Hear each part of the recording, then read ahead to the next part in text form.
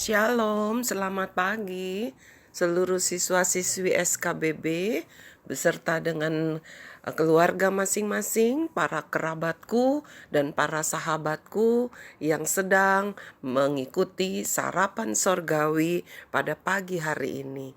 Senang sekali kita masih bisa mendengarkan firman Tuhan meskipun sangat sulit untuk bisa bertatap muka. Tetapi tetap kita mengingat bahwa kita ada di dalam kasih karunia-Nya Tuhan. Mari kita sama-sama menaikkan dulu pujian. Selamat pagi Bapa. Selamat pagi Bapa, selamat pagi Yesus, selamat pagi Roh Kudus. Terima kasih atas anugerah-Mu, semalam Kau berlalu. Ku memuji, ku bersyukur, memuliakan nama-Mu. Allah Bapa, Putra Roh Kudus,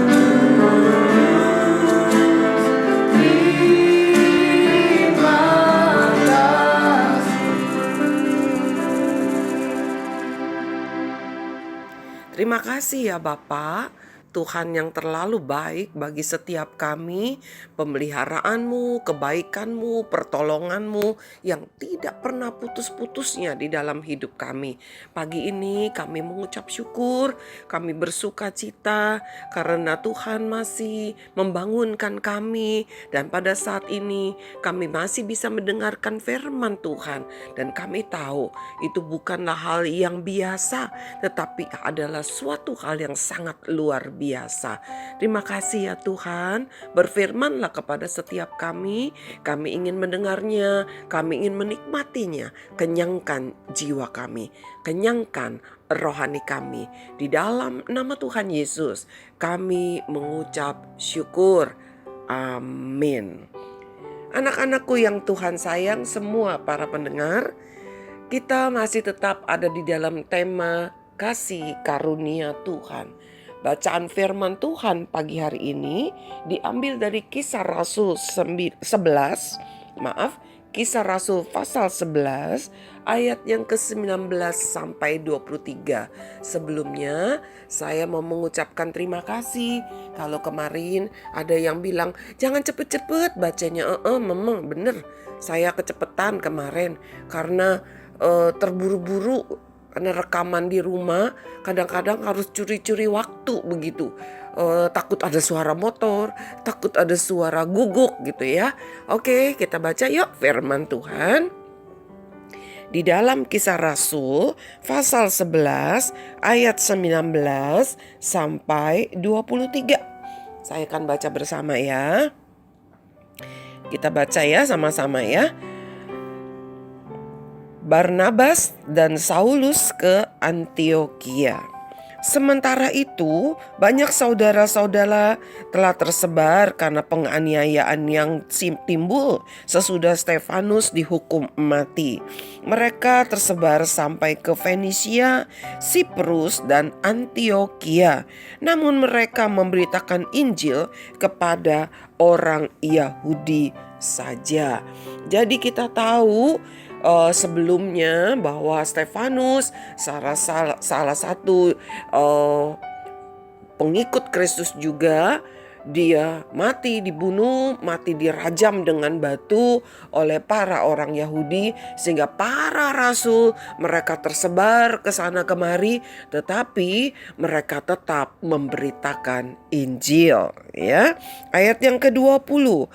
Akan tetapi di antara mereka ada beberapa orang Siprus dan orang Kirene yang tiba di Antiokhia dan berkata-kata juga kepada orang-orang Yunani dan memberitakan Injil bahwa Yesus adalah Tuhan.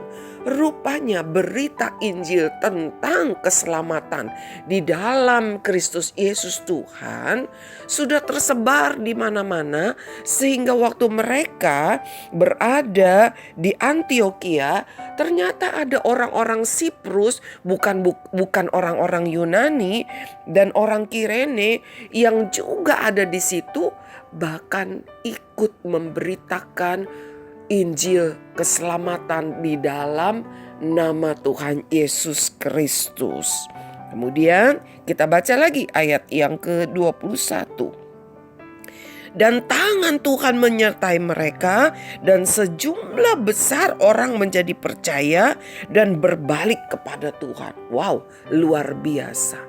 Meskipun seolah-olah secara dunia mereka tuh dalam keadaan terhimpit, terintimidasi, lari begitu ya. Tetapi justru pemberitaan firman Tuhan makin luas dan mereka makin dikuatkan, dan banyak orang yang boleh bertobat, berbalik kepada Tuhan. Ayat yang ke-22. Maka sampailah kabar tentang mereka itu kepada jemaat di Yerusalem. Lalu jemaat itu mengutus Barnabas ke Antiokhia. Setelah Barnabas datang dan melihat kasih karunia Allah, bersukacitalah ia. Ia menasehati mereka supaya mereka semua tetap setia kepada Tuhan. Apa sih maksudnya? Ayat Mas hari ini yang menjadi inti dari firman Tuhan yang kita baca adalah di dalam Kisah Rasul pasal yang ke-11 ayat 23 tadi. Ketika Barnabas datang dan melihat kasih karunia Allah, ya. Jadi kalau kita lihat judulnya Barnabas dan Saulus loh, ya. Tapi di sini catat Barnabas. Kenapa? Artinya catatan ini menyatakan bagaimana respon dari Barnabas, begitu ya. Karena Saulus baru saja, ya. Saulus baru saja dia bertobat, begitu. Kalau di Kisah Rasul pasal 9, ya, itu tentang pertobatan Saulus yang menjadi Paulus, begitu. Nah, ayat yang ke-23 bilang begini. Setelah Barnabas datang dan melihat kasih karunia Allah, bersukacitalah ia. Kenapa sih Barnabas bersukacita? Karena dia melihat ada kasih karunia Allah bagi jemaat di Antiokhia. Apa maksudnya? Apakah orang-orang jemaat di Antiokhia ini mendapat hadiah besar, mendapat lotre begitu, mendapat uang banyak, atau mendapat warisan, harta karun? Tidak. Kalau kita baca dari ayat yang ke-19 tadi, ternyata mereka mendapat berita Injil keselamatan.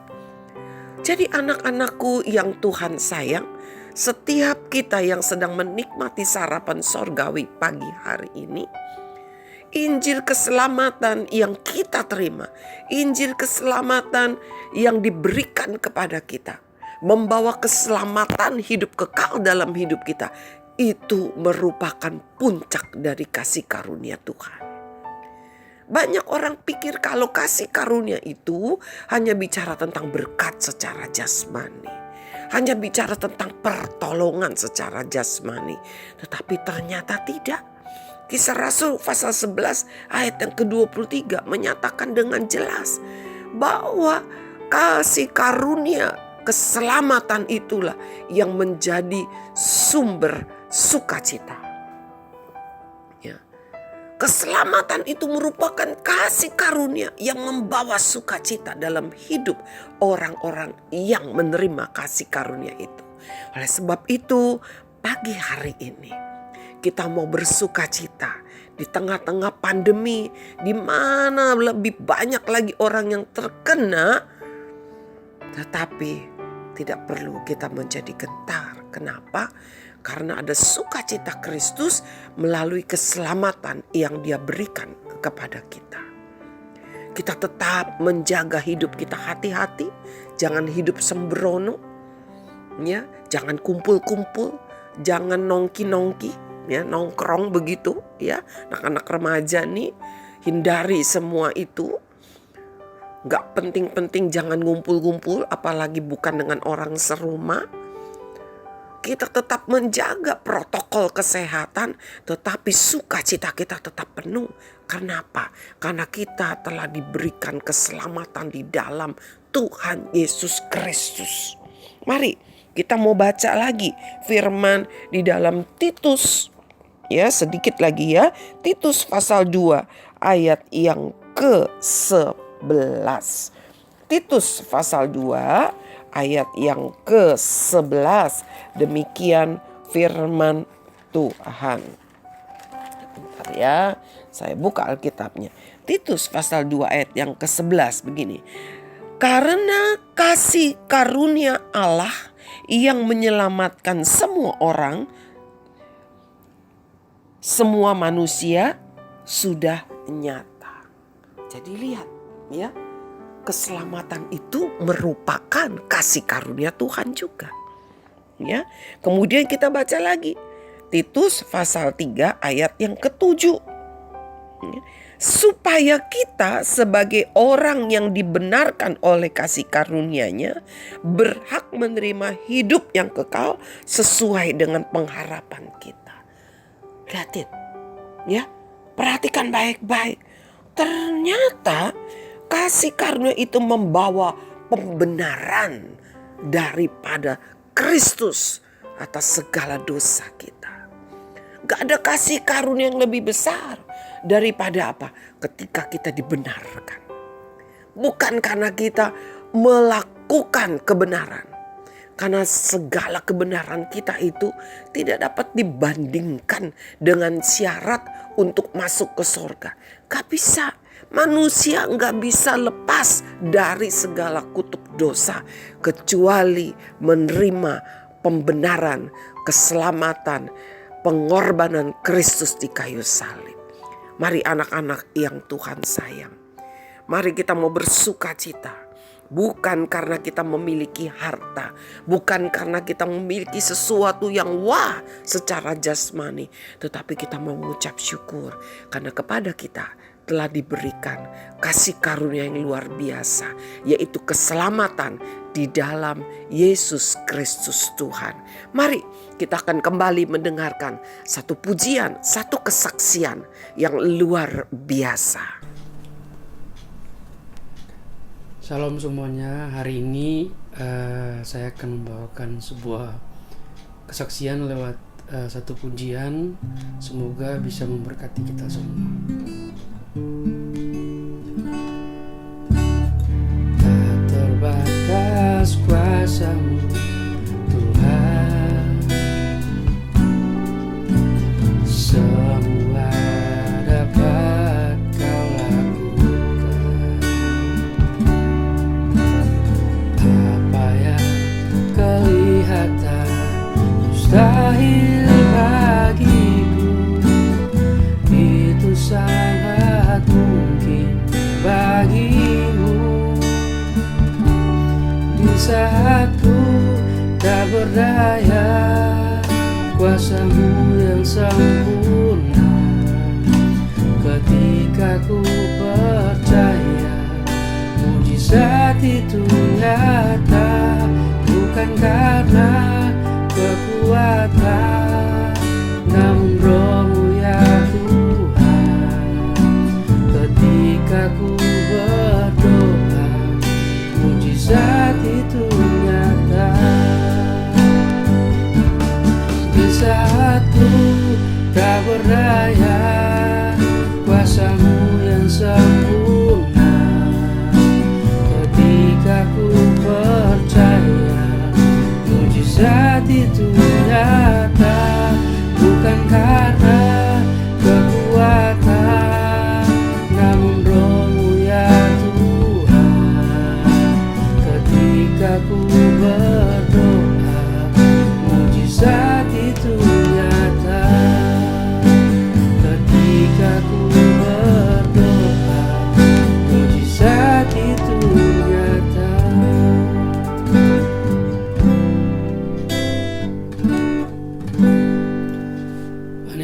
memberkati semuanya.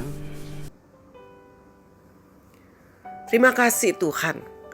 Meskipun secara tubuh lemah, tetapi kami tidak mau terintimidasi. Karena kami punya Tuhan yang telah mati di kayu salib, yang menebus segala dosa-dosa kami dan memberikan kami hidup di dalam keselamatan kekal. Terima kasih untuk kesaksian yang luar biasa. Terima kasih untuk kebaikan Tuhan yang bertambah-tambah nyata, meskipun banyak hal yang pantas membuat kami khawatir. Hamba mengucap syukur ya Tuhan atas pemeliharaan, atas hidup setiap kami. Baik para guru-guru, baik para karyawan di SKBB, dan terutama untuk setiap siswa-siswi SKBB beserta keluarga masing-masing. Dan biarlah kasih karunia-Mu ya Bapa turun terus di dalam hidup kami. Dan jangan biarkan kami melupakan kasih karunia-Mu ada di dalam hidup ini. Terima kasih Tuhan, kami mengucap syukur atas kebaikan-Mu. Dan kami percaya Tuhan yang terus memberikan pertolongan, kesembuhan bagi setiap kami yang sakit. Karena ada kuasa darah Yesus yang telah dicurahkan untuk kami. Di dalam nama Tuhan Yesus kami berdoa, kami mengucap syukur. Tuhan memberkati setiap kita.